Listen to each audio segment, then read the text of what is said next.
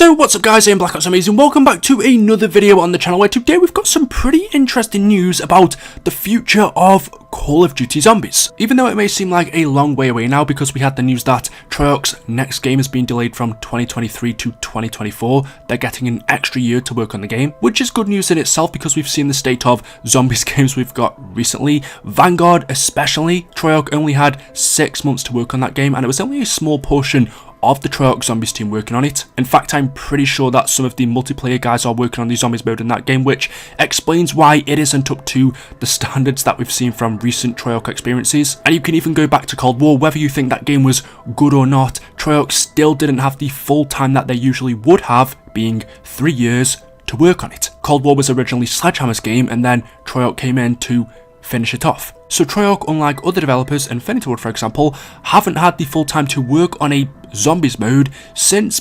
BO4, and you can tell the difference. Look at the amount of content we got on day one for Black Ops 4 Zombies, 4 Zombies maps compared to 1 in Cold War, and we didn't even get a proper round-based Zombies map in Vanguard. At the beginning of Black Ops 3 we had 2 Zombies maps, Shadows and the Giant. BO2 we had 1, which was Transit, which also included Town, Farm, etc. And then Black Ops 1 had 2 Zombies maps, 5 and Kino. But of course it isn't really fair to compare the beginning of a mode when it was tiny, with a small budget, small team, to what Zombies is supposed to be nowadays. But the reason I'm bringing all of this up is because, like I said, Zombies at the moment isn't in the best state. It's not what we fell in love with, I guess. And well, Kevin Drew over on Twitter, he just tweeted out, "I'm excited to announce that I was promoted. I'm looking forward to working with the team to create the best Zombies experience yet. Plus, I can now say, you know, I'm something of a director myself." Now, if you've watched my videos before, you might know I have shown some of Kevin's tweets quite a few times because out of all of the Treyarch developers, I would say he's the most vocal in terms of communicating with the community. But this is important because his previous role, what he did on Cold War, if I remember his bio correctly, he was the lead designer of Outbreak and he also made the zombie systems in Cold War as well. So the perk systems, the upgrades, the thing that I think was the best feature within Black Ops Cold War. We can all admit it had a great upgrade system. So Kevin is now being promoted to the director of Zombies, and why do I think this is good news? There are a few reasons.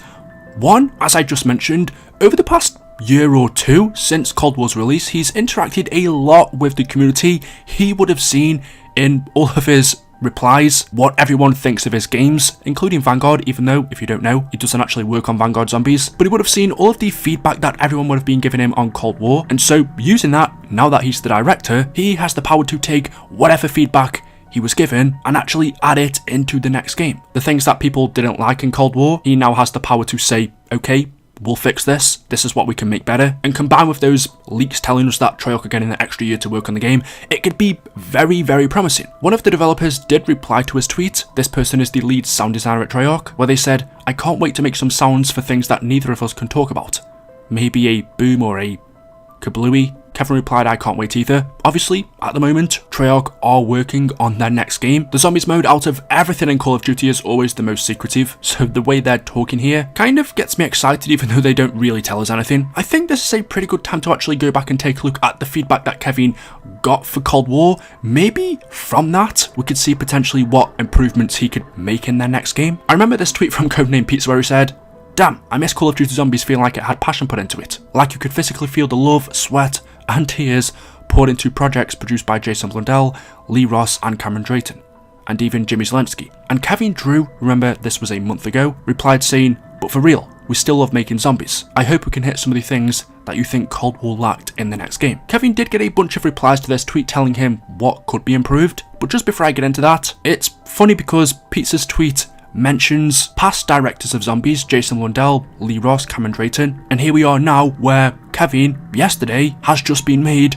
the director of Zombies, so he is pretty much now what Jason Blundell was, or Lee Ross, Cameron Drayton. Even though we know it's the whole of Treyarch that works on games, it's everyone, not just one person. Just how people refer to BO4 and 3 as Jason Blundell's game, I guess a bit of BO2 as well, and then BO1 and World at War as Jimmy Zelensky. I guess, going forward, whatever their next game is called, say Black Ops Cold War 2, the Zombies mode would now be directed by Kevin.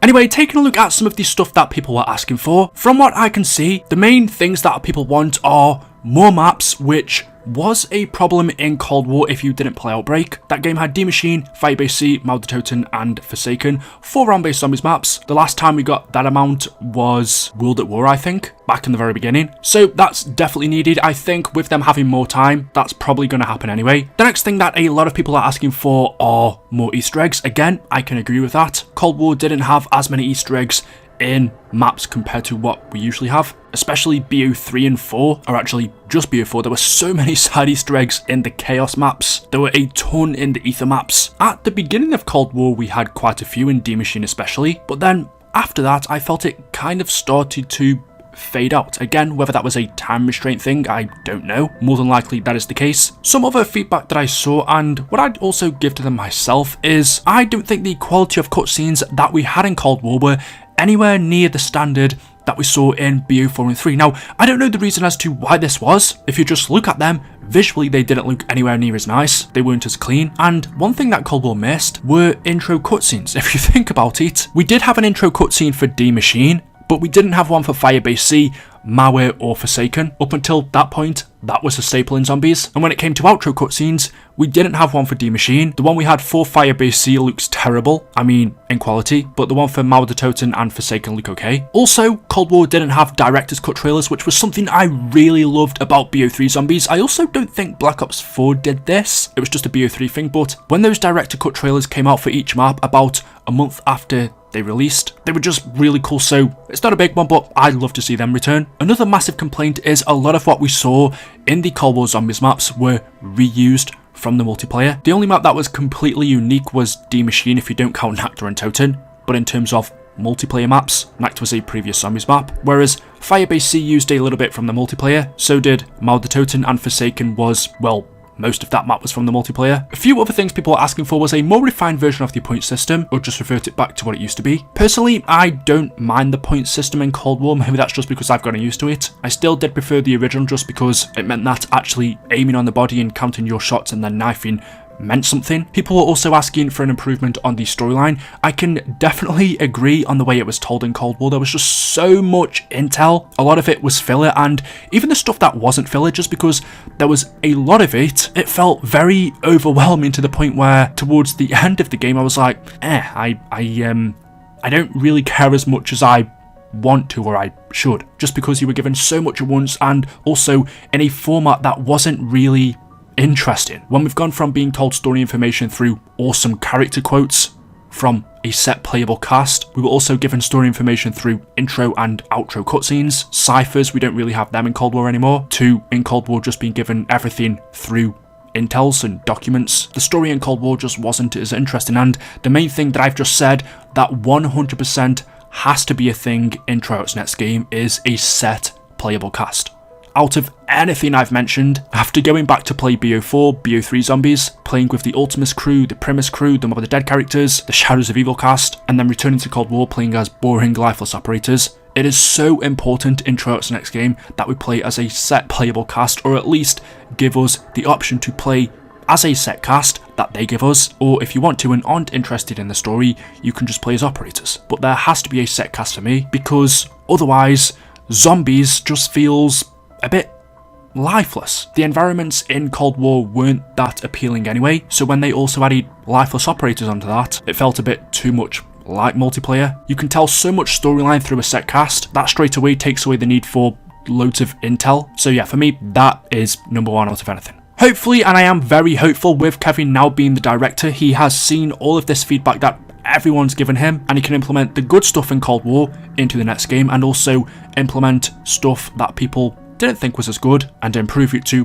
maybe make it the best zombies experience ever. I don't know, but it is pretty exciting. However, we do have a long wait to go. So there we go. Let me know your thoughts in the comment section below. As always, hopefully you've enjoyed. If you have, drop a like rating. Make sure you are subscribed to stay up to date with the latest videos on the channel. Thank you all for watching, and I will see you in the next one. Until then, goodbye.